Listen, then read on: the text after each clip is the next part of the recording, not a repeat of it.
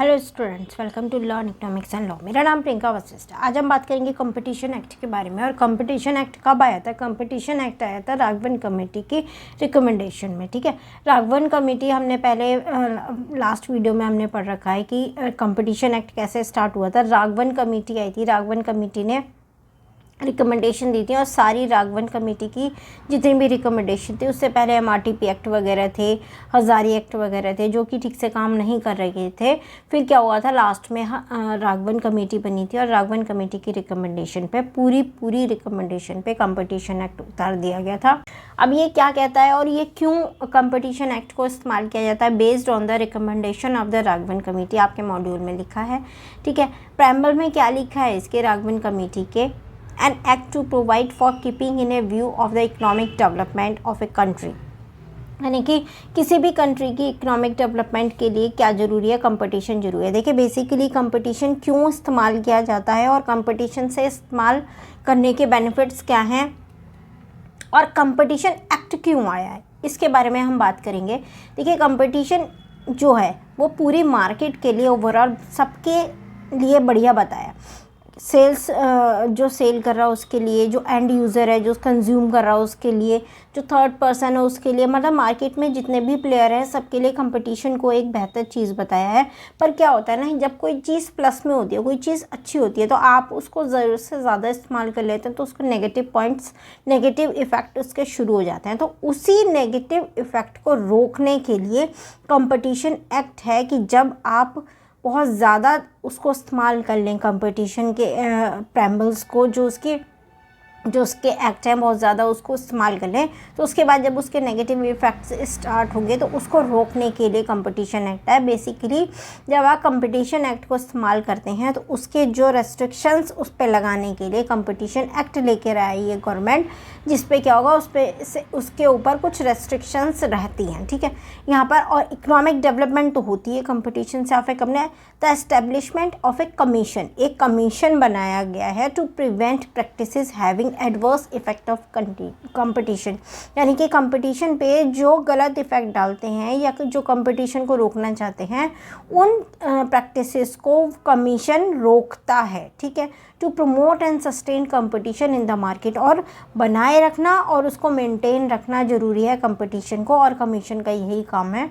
To protect the interest of consumer, और consumer के interest को भी प्रोटेक्ट करना कंपटीशन से। और जो फ्रीडम ऑफ ट्रेड है, यानी कि जो ट्रेडर हैं जो बिज़नेस कर रहे हैं उनकी फ्रीडम को भी बनाए रखना, सभी इंडिविजुअल्स की फ्रीडम को बनाए रखना, ट्रेडर्स की भी जो फ्रीडम है वो भी बनी रहे, और जो कंज्यूमर है उनके राइट्स भी बने रहे, उनको भी नुकसान ना हो। ये सब चीज़ें कौन देखता है? एक मार्केट में कंपटीशन बहुत ज़रूरी है और सभी के लिए अच्छा है। जो सेल कर रहा है उसके लिए भी अच्छा है, जो यूज़ कर रहा है उस प्रोडक्ट को उसके लिए भी अच्छा है, पर जो यूज़ कर रहा है, जो एंड यूज़र है उसको भी नुकसान ना हो, और जो ट्रेडर है उसको भी नुकसान ना हो, वो फ्री ट्रेड कर सके। इन सब चीज़ों का ध्यान कौन रखता है? कंपटीशन एक्ट रखता है। ठीक है, उसके बाद ये कह रहे हैं to promote and sustain competition act in the market to protect the interest of consumer and ensure freedom of trade carried on by the other participants in the market in India therefore। ठीक है, combination, ये बात समझ में आ गई आपको। उसके बाद है combination under the competition act. एक शब्द आता है कॉम्बिनेशन। कॉम्बिनेशन क्या है अब देखते हैं। कॉम्बिनेशन मीन्स, कॉम्बिनेशन का मतलब क्या है? यहाँ पर जो इस्तेमाल किया है कॉम्बिनेशन अंडर कंपटीशन एक्ट 2002, यानी कि कंपटीशन एक्ट के अंदर जो शब्द इस्तेमाल करा है कॉम्बिनेशन, उसका क्या मतलब है? तो आपके मॉड्यूल में लिखा है combination means acquisition of control, shares, voting rights, assets, acquisition of control bye a person. यानी कि कॉम्बिनेशन क्या है? आप किसी कंपनी में से किसी कंपनी के पे कंट्रोल खरीद रहे हो, आप किसी कंपनी के वोटिंग राइट्स खरीद रहे हो, आप किसी कंपनी को किसी ना किसी तरीके से खरीद रहे हो, परचेज कर रहे हो।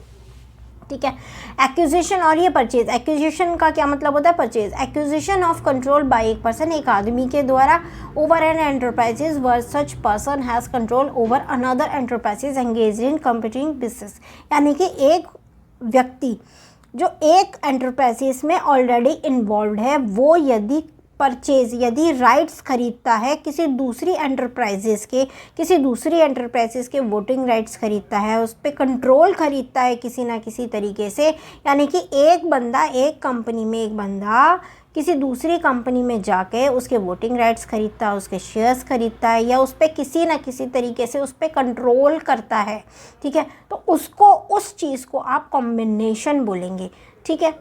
Control enterprises engage in company business and merger and amalgamation between और amongst enterprises when the combining parties exceed the threshold set in the act, ठीक है। यानी कि कॉम्बिनेशन का मतलब यहाँ पर लिया है जब एक कंपनी दूसरी कंपनी के साथ, या एक बंदा किसी दूसरे बंदे के साथ किसी ना किसी तरीके से एंगेज रहता है, किसी ना किसी तरीके से दूसरी कंपनी में राइट्स खरीदता है, कंट्रोल खरीदता है, वोटिंग राइट्स खरीद रहा है, किसी और तरीके के राइट्स खरीद रहा है, मतलब कंट्रोल उसका कहीं ना कहीं उसके हाथ में है, ठीक है। मर्जर हो रहा है, मर्जर में क्या होता है, यही होता है, दो कंपनियां आपस में एग्रीमेंट करती हैं, या तो खरीद रही हैं, परचेज कर रही हैं, किसी कॉन्ट्रैक्ट, किसी पर्टिकुलर काम के लिए आपने एंगेजमेंट रखी है। अमलगमेशन में भी यही होता है, ठीक है। तो कॉम्बिनेशन है जब एक व्यक्ति जो इन्वॉल्व है किसी दूसरी एक कंपनी में, वो किसी दूसरी कंपनी के साथ किसी ना किसी तरीके से इन्वॉल्व होता है, अमलगमेशन, मर्जर कह लो, कुछ भी कह लो, लिखने का तरीका है, ठीक है, होता है। तो उसके लिए जब वो इन्वॉल्वमेंट होती है तो कंपटीशन एक्ट में एक लिमिट देता है, एक थ्रेशोल्ड लिमिट दे रहा है कि आप उस लेवल तक किसी दूसरी कंपनी में एक्विजिशन कर सकते हैं, परचेज कर सकते हैं, कंट्रोल ले सकते हैं, ठीक है। क्या कह रहा है, combining parties exceed the threshold set in the act, यानी कि एक्ट ने, जैसे फॉर एग्जांपल ए और बी दो कंपनीज हैं, ठीक है, ए और बी दो कंपनी, ए ने क्या करा, ए कंपनी ने बी कंपनी में किसी ना किसी तरीके से कुछ कंट्रोल अपने हाथ में ले लिया, ए कंपनी ने बी कंपनी में किसी ना किसी तरीके से कुछ कंट्रोल अपने हाथ में ले लिया, ठीक है। तो कॉम्बिनेशन एक्ट का क्या काम है, कॉम्बिनेशन एक्ट का काम है कि जो ए ने कंट्रोल अपने हाथ में लिया, उसके लिए, उस कंट्रोल को लेने के लिए कंपटीशन एक्ट ने एक लिमिट तय करी हुई है कि भैया तुम इतने % तक ही बस कंट्रोल ले सकते हो, उससे ऊपर कंट्रोल नहीं ले सकते। यदि उससे ऊपर कंट्रोल लोगे तो आप वायोलेशन करोगे कंपटीशन एक्ट का, और हम आ जाएंगे और हम इन सब चीज़ों को रोक देंगे, ठीक है। तो ये कहता है combination under the competition act, ठीक है। और ये थ्रेशोल्ड लिमिट जो लिखी है, ये कहाँ लिखी है, एक्ट में लिखी है, असेट्स और टर्नओवर के बीच में, टर्नओवर और असेट्स के बीच में। यानी कि आप यदि किसी कंपनी में, यदि ए बी कंपनी में असेट्स परचेज कर रहा है, असेट्स पे अपना एक्विजिशन कर रहा है, तो वो एक लिमिट तक कर सकता है। टर्नओवर पर यदि वो एक्विजिशन एक्वायर कर रहा है, परचेज कर रहा है, तो वो एक लिमिट तक कर सकता है।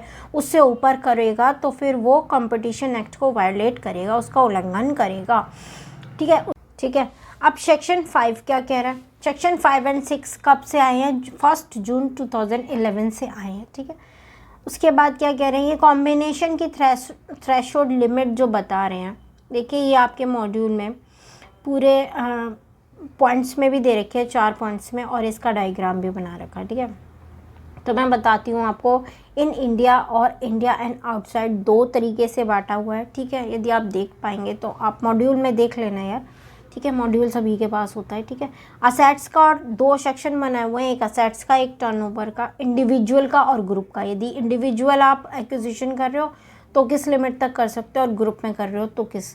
इंडिविजुअल कर रहे हो असेट्स का टर्नओवर इंडिया में तो आप 1500 करोड़ से ऊपर नहीं कर सकते, और टर्नओवर में आप 4500 करोड़ तक कर सकते हो इंडिविजुअल में। ग्रुप में 6000 करोड़ है ये असेट्स में, और 18000 करोड़ टर्नओवर में है, ठीक है। और in India and outside India यदि आप कर रहे हो तो इंडिविजुअल पार्टीज़ के लिए ये डॉलर में $750 है, और ये $3 बिलियन है ग्रुप में, ठीक है। उसके बाद आपका टोटल, अच्छा ये तो टोटल था 750, मिनिमम इंडियन कंपोनेंट है, और ये है minimum Indian component out of the total, ठीक है। यानी कि असेट्स में आप 750 करोड़ तक कर सकते हो, और ग्रुप में भी 750 करोड़ 750 करोड़ तक कर सकते हो, और 2225 करोड़ तक आप टर्नओवर में कर सकते हो, ठीक है। करोड़, 2200 करोड़ 2250 करोड़ तक कर सकते हो, ठीक है। तो आप इसका ये कुछ इम्पोर्टेंट नहीं है, ये आप देख सकते हो, इसमें ऐसा कुछ इम्पोर्टेंट लिखा नहीं है, ठीक है। द टर्नओवर, इसके बाद लिखा है the turnover shall be determined by taking into account, ठीक है। और ये जो टर्नओवर है ये अकाउंट से, गुड्स से, सर्विसेज से पता पड़ता है। अकाउंट्स देखने पे किसी कंपनी के फाइनेंशियल बुक्स और ऑडिटेड बुक्स और वगैरह देखने से पता लगता है, ये नीचे लिखा हुआ है, ठीक है। और आप इसको चेक करोगे, ठीक है।